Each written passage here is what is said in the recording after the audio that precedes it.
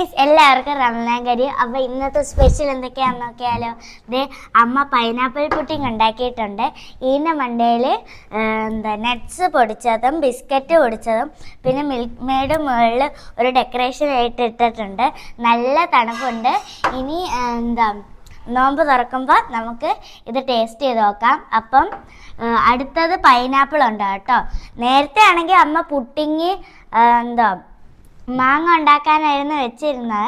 പക്ഷെ പൈനാപ്പിൾ ഉണ്ടാക്കി. ഇന്നലെ ഉണ്ടാക്കുന്ന സാധനം ഇന്നുണ്ടാക്കി.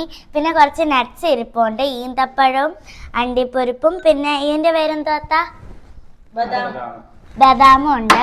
പിന്നെ 2 ഏത്തക്കാപ്പും ഉണ്ട്, ഉഴുന്നുവടയുണ്ട്, സമൂസയുണ്ട്, പിന്നെ ബർഗറുണ്ട്. ഇന്നലത്തെ ബർഗർ പകുതി വെച്ചതാണ്. പിന്നെ ടാങ്ക് ഉണ്ട്, പിന്നെ പച്ചവെള്ളമുണ്ട്. ഇനി അടുക്കളയിലോട്ട് പോവാം. അവിടെ കുറച്ച് സാധനങ്ങൾ ഉണ്ടാക്കി വെച്ചിട്ടുണ്ട്. രാത്രിക്ക് കഴിക്കാനുള്ള ഫുഡാണ്. കരിമീൻ പൊരിച്ചതാണ്. കരിമീൻ എൻ്റെ ഫേവറേറ്റ് ഫിഷാണ്. പിന്നെ മുളകും ഉള്ളിയും എണ്ണയും ഒക്കെ ഇട്ട് അടിച്ചെടുത്തൊരു ചമ്മന്തി ഉണ്ട്. ഈ ചമ്മന്തി എൻ്റെ ഫേവറേറ്റ് ആണ്.